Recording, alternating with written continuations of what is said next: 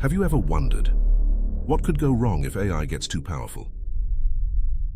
This is The Machine Stops, a daunting story where a possible dystopian future dominated by oppressive technology faces destruction when a godlike AI, humanity's lifeline, begins to break down. Over-relying on this omnipotent machine has imprisoned humanity, but as the AI collapses, will humans survive?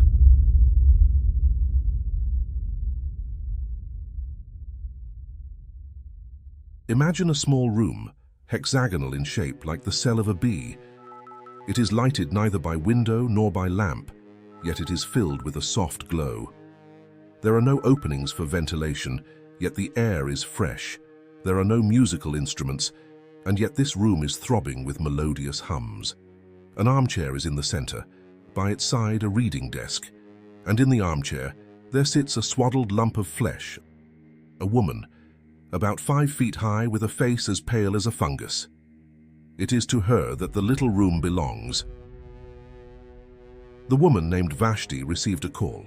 She set her chair in motion to see who it is.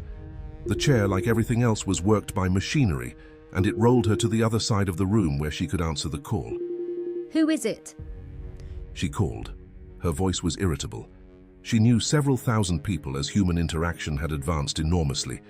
But when she listened into the receiver, her white face wrinkled into smiles and she said, Very well. Let us talk. I will isolate myself. I can give you fully 5 minutes, Kuno. Then I must deliver my lecture. She touched the isolation knob so that no one else could speak to her. Then she touched the lighting apparatus and the little room was plunged into darkness. Be quick. Here I am in the dark, wasting my time.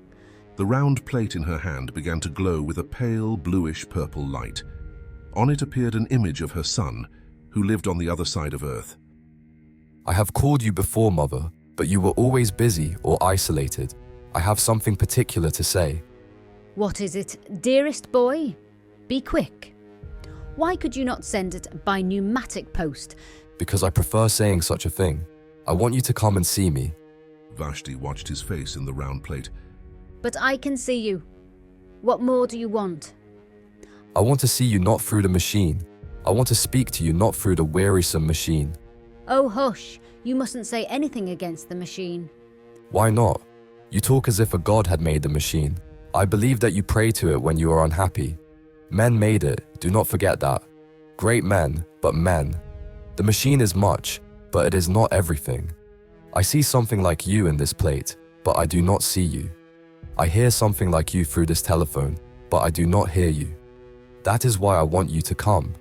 Pay me a visit so that we can meet face to face and talk about the hopes that are in my mind. She replied that she could scarcely spare the time for a visit.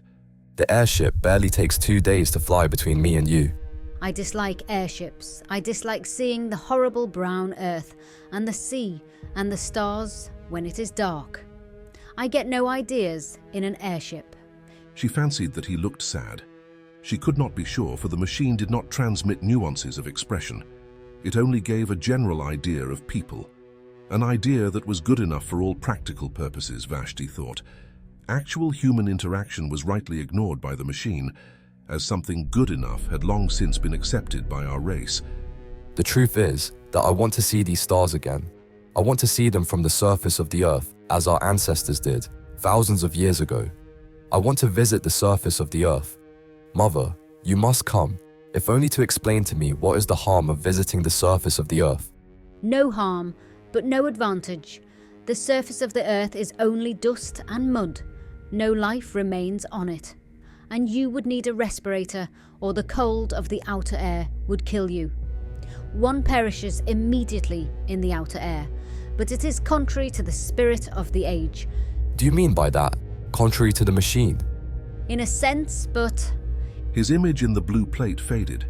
He had isolated himself. For a moment, Vashti felt lonely. Then she turned on the light, and the sight of her room, flooded with radiance and studded with electric buttons, revived her. There were buttons and switches everywhere. Buttons to call for food, for music, for clothing. There was the hot bath button, by pressure of which a basin of imitation marble rose out of the floor filled to the brim with a warm, deodorized liquid. There was the cold bath button, and there were, of course, the buttons by which she communicated with her friends. The room, though it contained nothing, was in touch with all that she cared for in the world. Vashti's next move was to turn off the isolation switch, and all the accumulations of the last 3 minutes burst upon her. The room was filled with the noise of bells and speaking tubes. She proceeded to prepare and deliver her lecture. The clumsy system of public gatherings had been long since abandoned. Neither Vashti nor her audience stirred from their rooms. Seated in her armchair, she spoke, while they in their armchairs heard and saw her fairly well. Then she fed, talked to many friends, had a bath, talked again, and summoned her bed. She didn't like her bed, but complaining was useless, for beds were of the same dimension all over the world, and to have had an alternative size requires vast alterations in the machine. Vashti isolated herself in darkness, for neither day nor night existed under the ground, and reviewed all that had happened since she had summoned the bed last. Ideas? Scarcely any. Events? Was Kuno's invitation an event? Beside her was the Book of the Machine published by the Central Committee, which contained instructions for every possible contingency. If she was hot, cold, irritable, or at a loss for a word, she went to the book to see which button to press. She sat in her bed and, half ashamed, half joyful, she murmured, "Oh machine, oh machine." Thrice she kissed it, thrice inclined her head, thrice she felt the delirium of acquiescence. Her ritual performed, she turned to page 1367, which gave the times of the departure of the airships from the island in the southern hemisphere, under whose soil she lived, to the island in the northern hemisphere, where her son lived. She made the room dark and slept. Above her, beneath her, and around her, the machine hummed eternally. She did not notice the noise, for she had been born with it in her ears. When she awoke, she tried calling Kuno, but he refused to talk to her until she came to see him in person. She became very nervous and lay back in her chair, palpitating. She directed the chair to the wall and pressed an unfamiliar button. The wall swung apart slowly. Through the opening, she saw a curved tunnel. Should she go to see her son, here was the beginning of the journey. She knew how the communication system worked. She would summon a car, and it would fly with her down the tunnel to the airship. The airship service was a relic from the former age, long before the universal establishment of the machine. It now far exceeded the wants of the population. To Vashti and the rest of the race, the civilization that built this system had mistaken its function by using it to bring people to things, rather than bringing things to people. Those funny old days when men went for change of air instead of changing the air in their rooms. But the tunnel frightened her, as she hadn't seen it since her last son was born. She was seized with the terrors of direct interaction. She shrank back into the room and the wall closed up again. "Kuno, I cannot come to see you. I am not well." Immediately, an enormous apparatus fell onto her out of the ceiling. A thermometer was automatically laid upon her heart. Cool pads soothed her forehead. Kuno had telegraphed to her doctor, which was also the machine. Vashti drank the medicine that the doctor projected into her mouth, and the machinery retired into the ceiling. "Why do you not come to me instead?" Because I cannot leave this place. At any moment, something tremendous may happen, but I will not tell you through the machine. She resumed her life and thought of Kuno as a baby. His birth, his removal to the public nurseries, her own visit to him there, his visits to her. Visits which stopped when the machine had assigned him a room on the other side of the earth. Parental duties, said the Book of the Machine, cease at the moment of birth. Again she pressed the unfamiliar button. Again the wall swung back and she saw the tunnel that curves out of sight. Clasping the book, she summoned the car. Her room closed behind her.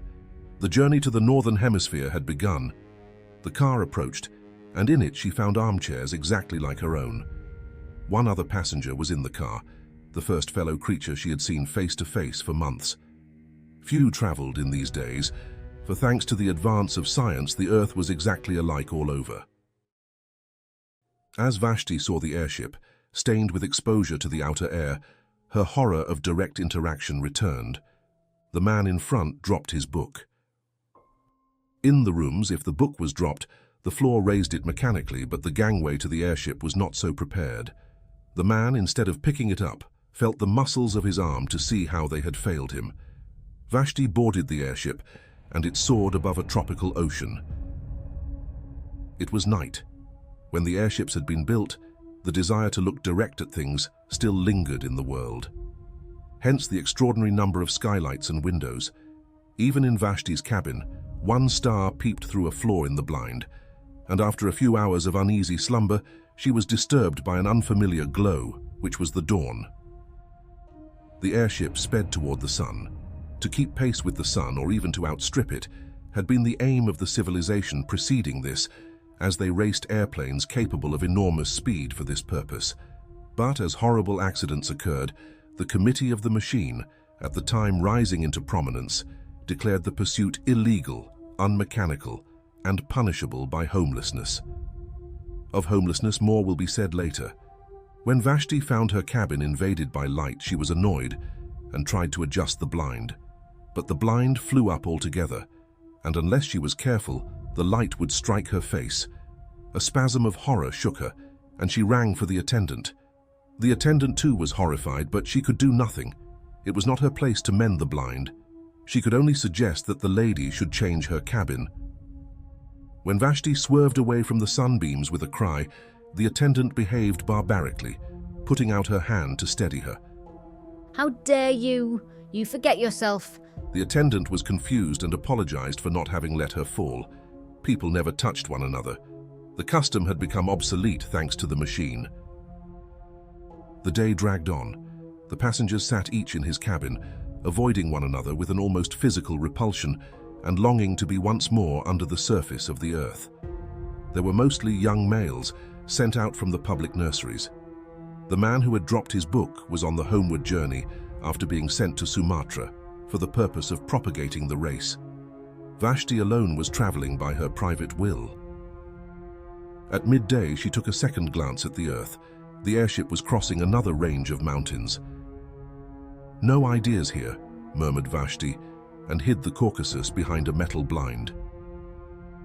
In the evening, she looked again. They were crossing a golden sea in which lay many small islands and one peninsula. She repeated, "No ideas here," and hid Greece behind a metal blind. The airship landed, and Vashti finally arrived at Kuno's room, which exactly resembled her own. She was too well bred to shake him by the hand, and even averted her eyes. Here I am. I have had the most terrible journey. It is not worth it, Kuno. My time is too precious. The sunlight almost touched me, and I have met with the rudest people. I can only stop a few minutes, say what you want to say, and then I must return. I have been threatened with homelessness. She looked at him now. Homelessness means death. The victim is exposed to the air which destroys him.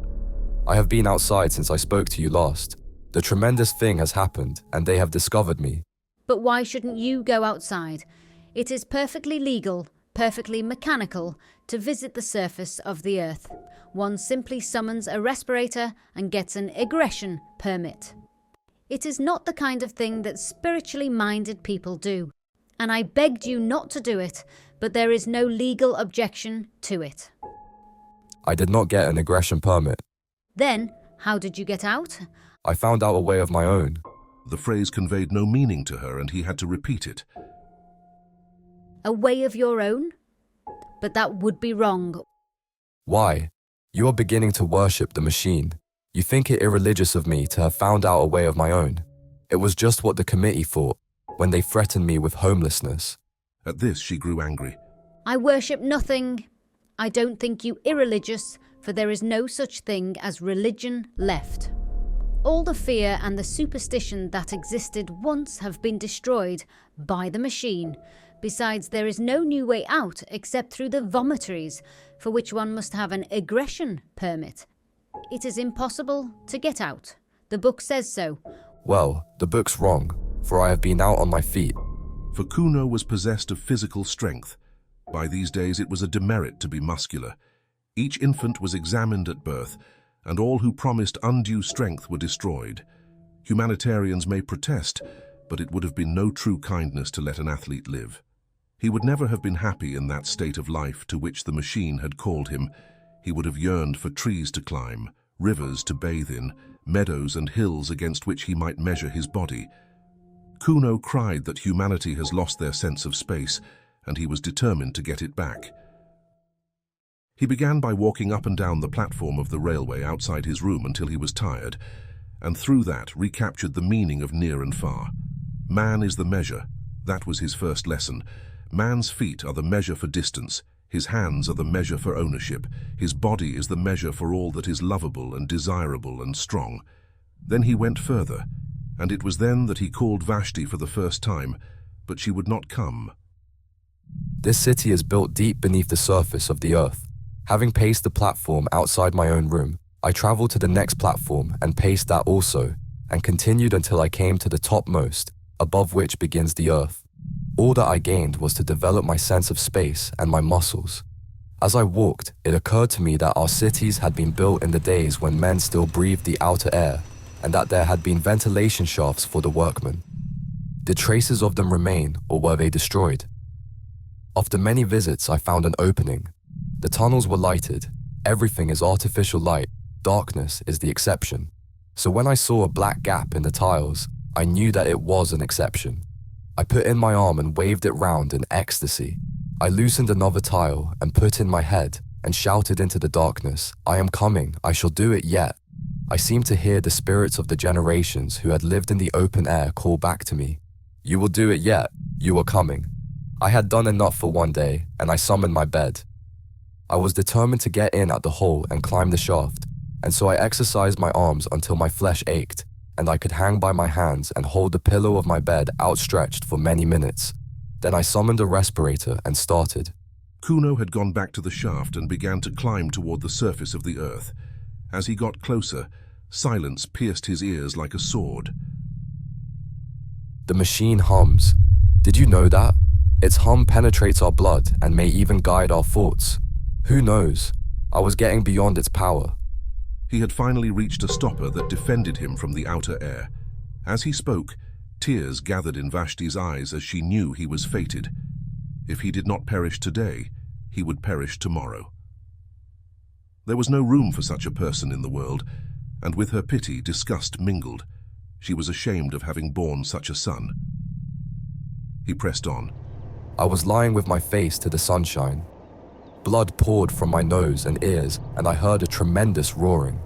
The stopper, with me clinging to it, had simply been blown out of the earth, and the air that we make down here was escaping through the shaft into the air above like a fountain. I crawled back to it, for the outer air hurts, and took sips while taking glances around me from time to time. Kuno began to crawl about, trying to get used to the outer air as he climbed a hill. By now, he had completely forgot about the machine, and his only goal was to get to the top.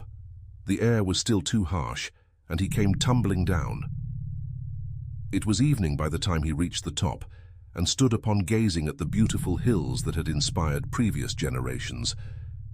Cannot you see that it is we that are dying, and that down here the only thing that really lives is the machine? We created the machine to do our will, but we cannot make it do our will now. It has robbed us of the sense of space and of the sense of touch. It has blurred every human relation and narrowed down love to a carnal act.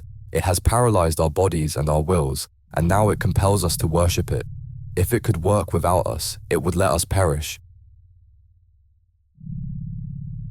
Tell me, for this is a disastrous waste of time, how you return to civilization. Did you put on your respirator, walk along the surface of the earth to a vomitory, and there your conduct was reported to the Central Committee? No, the shaft in the tunnel had been mended by the mending apparatus. The mending apparatus was after me. I had saw something dark move and realized it had taken my respirator. I realized that something evil was at work, and I had better escape to the outer air, and, if I must perish, perish running. But I never started. The horrible mechanical worm had crawled out of the shaft and was gliding over the moonlit grass. I stamped upon the creature instead of flying from it, and it at once curled round the ankle. Then we fought. Then my feet were wound together. I fell.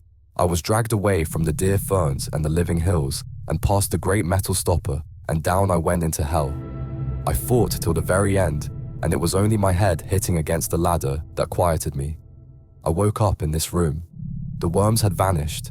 I was surrounded by artificial air, artificial light, artificial peace, and my friends were calling to me down speaking tubes to know whether I had come across any new ideas lately. Here his story ended, and Vashti turned to go. It will end in homelessness. I wish it would. The machine has been most merciful. I prefer the mercy of God. By that superstitious phrase, do you mean that you could live in the outer air? Yes. Have you ever seen, round the vomitories, the bones of those who were extruded after the Great Rebellion? They were left where they perished for our edification. A few crawled away, but they perished too. Who can doubt it? The surface of the earth supports life no longer. Vashti departed, and in the troubles that were soon to come never saw his face again. During the years that followed Kuno's escapade, two important developments took place in the machine. The first of these was the abolition of respirators. Advanced thinkers like Vashti had always held it foolish to visit the surface of the earth. The habit was vulgar and improper. It was unproductive of ideas and had no connection with the habits that really mattered. People are taught to rely on the machine for knowledge and solutions, rather than thinking for themselves. This abolished direct observation, forcing people to get their knowledge from others only. And in turn, rather than learning about a subject matter, they learn about what others think of the subject matter. The subject itself became watered down, with the truth ignored, and history was told not as it happened, nor as they would like it to have happened, but as it would have happened, had it taken place in the days of the machine. The second great development was the re-establishment of religion. Those who had long worshipped the machine silently now began to talk. They described the strange feeling of peace that came over them when they handled the book of the machine, or the ecstasy of touching a button. "The machine," they exclaimed, "feeds us and clothes us and houses us. Through it we speak to one another, through it we see one another, in it we have our being. The machine is the friend of ideas and the enemy of superstition. The machine is omnipotent, eternal. Blessed is the machine." And before long this allocution was printed on the first page of the book and swelled into prayer. Those who did not comply lived in danger of homelessness. As the machine improved over the years, people became more efficient in their specific roles, but less knowledgeable about the whole system. The experts who originally understood the machine had died, leaving instructions that their successors only partially mastered. In seeking comfort, humanity relied too much on technology. This led to a decline in human intelligence and creativity, where progress was defined by the machine's development rather than human innovation. Vashti went peacefully forward with her life until the final disaster. The troubles began quietly, long before she was conscious of them. One day she was astonished at receiving a message from her son. They never communicated, and she had only heard indirectly that he was still alive and had been transferred from the northern hemisphere to a room not far from hers. He had called her once again. "The machine is stopping. I know the signs." She burst into a peal of laughter. He heard her and was angry, and they spoke no more. She spoke to a friend, mocking what he had said, but the phrase, "the machine is stopping," was unfamiliar to the friend and did not make sense. Her friend wondered if he referred to the issues with the music and jarring noises lately. Vashti dismissed it and resumed her life. Time passed, and they resented the defects no longer. The defects had not been remedied, but humans had become so subservient that they readily adapted themselves to every caprice of the machine. And so, with the moldy artificial fruit, so with the bath water that began to stink, so with the defective rhymes that the poetry machine had taken to emit, things went from bad to worse, unchallenged. Then the sleeping apparatus stopped working. There came a day when all over the world the beds, when summoned by their tired owners, failed to appear. From this we may date the collapse of humanity. The discontent grew, for mankind was not adapted to do without sleeping. The committee of the mending apparatus came forward to reveal that the mending apparatus needed repair, and so the people, grateful for all that the machine has done, agreed to patiently wait until it resumed its duties and do without their beds. Only the old and the sick remained ungrateful, for it was rumored that the option to be euthanized by the outer air was out of order, and so pain had reappeared among men. Then the air in the rooms grew foul and the light had begun to fade. Vashti could barely see across her room. Terror reigned, and at times false hope was given. But then finally, the day came where the communication system broke down, and the world as they understood it ended. Vashti broke down at the unexpected terror that was silence. She had never known silence, and the coming of it nearly ended her. Many thousands of people did perish outright. Ever since her birth, she had been surrounded by the steady hum.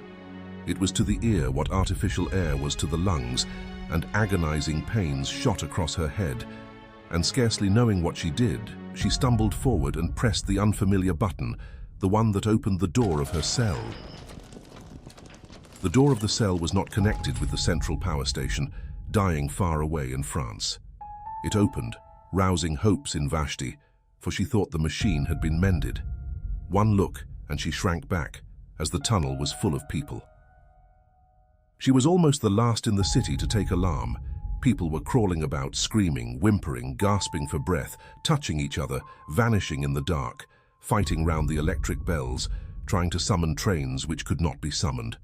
Others were yelling for death or for respirators, or blaspheming the machine. She closed the door again and sat down to wait for the end. The disintegration went on, accompanied by horrible cracks and rumbling. The valves that restrained the medical apparatus must have weakened, for it ruptured and hung hideously from the ceiling. The floor heaved and fell and flung her from the chair. And at last the final horror approached.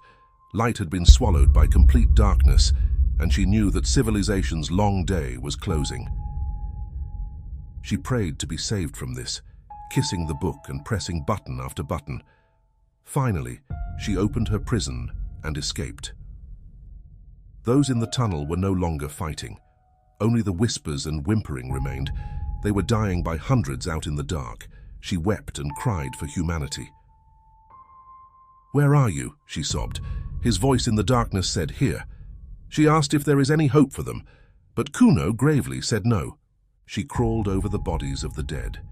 He revealed that he is dying, but rejoiced that they are touching and talking, not through the machine, but in person. They have recaptured life in their darkest hour. He kissed her. She asked if there are still men living on the surface of the earth, hoping that the poisoned darkness that is the tunnel isn't the end of humanity. I have seen them, spoken to them, loved them. They are hiding in the mist and the ferns until our civilization stops. She cursed that some fool will start the machine again, but Kuno declared that humanity has learned their lesson, and the machine will die with them. As he spoke, the whole underground city was broken like a honeycomb. An airship had sailed in through the vomitory and came crashing into the tunnels, exploding as it went. The tunnels collapsed, and for a moment they saw the nations of the dead. And before they joined them, scraps of the untainted sky.